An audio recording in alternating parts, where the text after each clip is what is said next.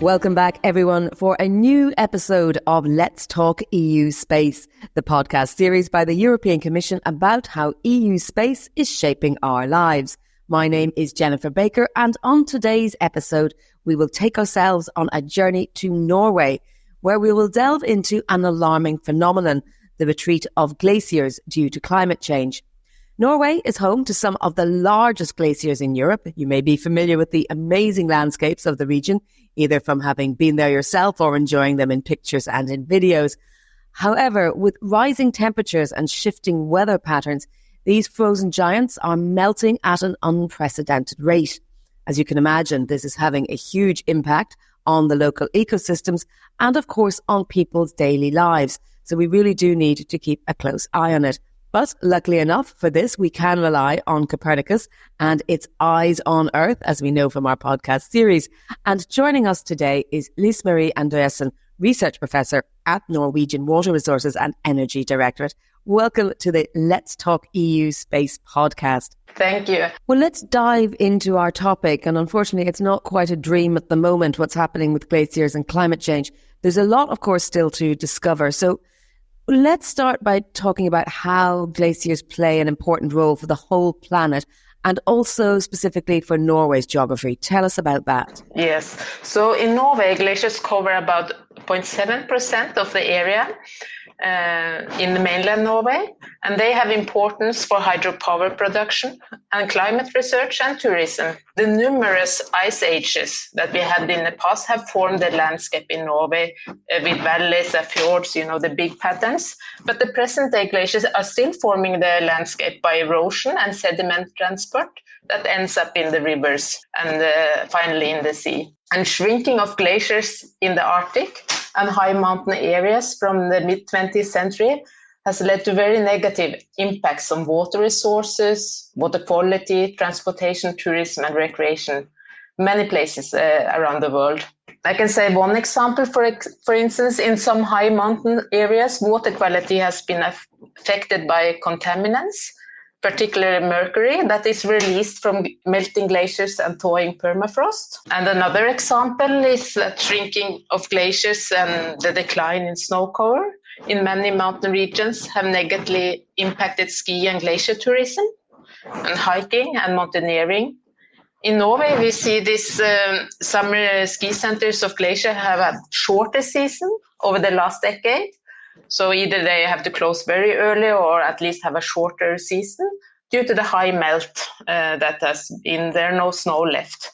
Companies offer glacier hiking are affected, so the glaciers are retreating, gets less accessible, and it's not so easy to arrange glacier hikes anymore. Well, it's not, of course, just people that are impacted by this. It's the planet as well, if you like, or the ecosystems and the habitats. Yes.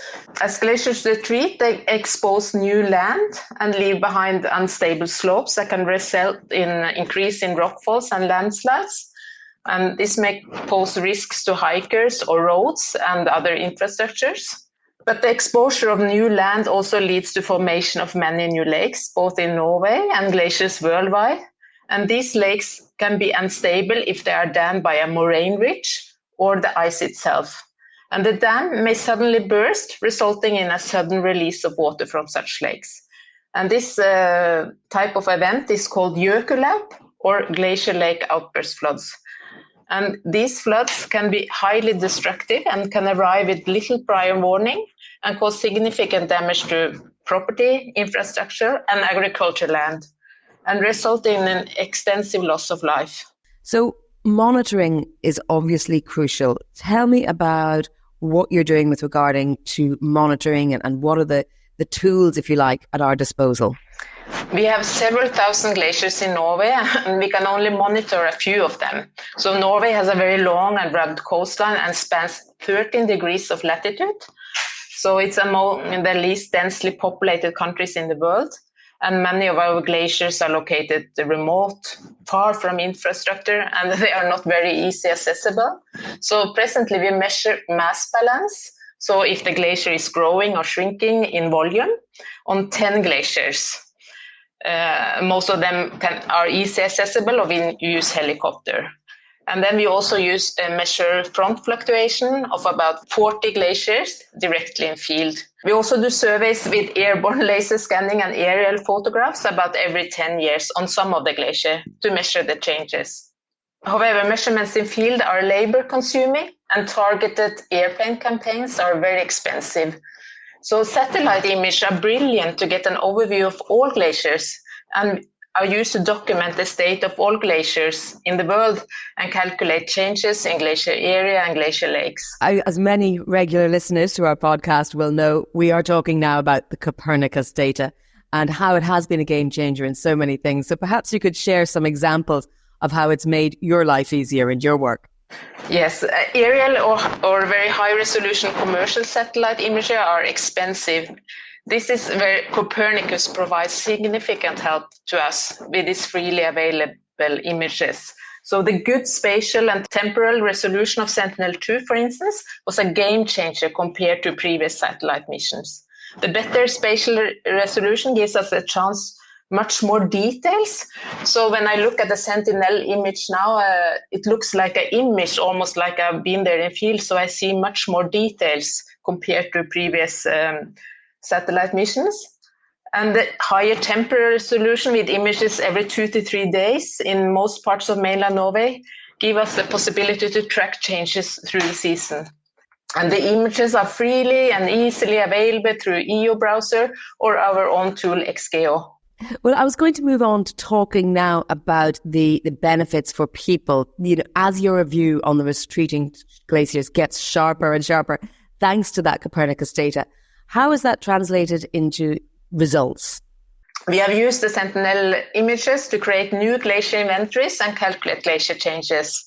Our results revealed that the glacier area of mainland Norway that we derived from Sentinel-2 images decreased 15% since the previous inventory.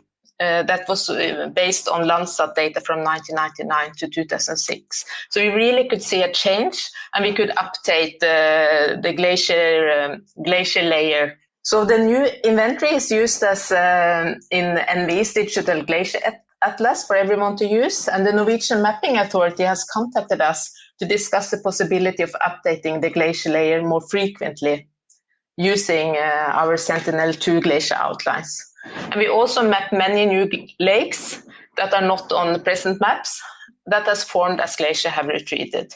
We found over 300 new lakes compared to previous inventory. If I can mention one more thing that we use Sentinel-2 for is that we actually use these images in our fieldwork planning to get the status of the glacier melt and snowfalls.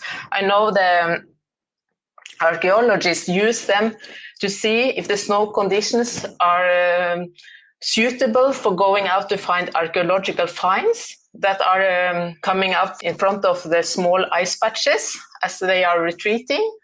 And it's very useful for us to have the images so we can check the status of glaciers, snowfields, and ice patches. And I guess that means that some of the problems that you mentioned at the very beginning, the difficulty in navigating around these glaciers for tourists and also, I guess, the hydropower, it makes their planning more secure. Would that be right? I wouldn't say that hydropower are using the images like that, but they are interested in our glacier outlines.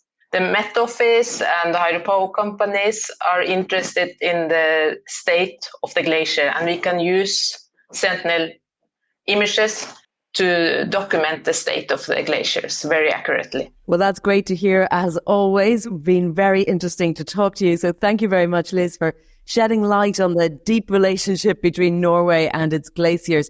It was a pleasure to talk to you.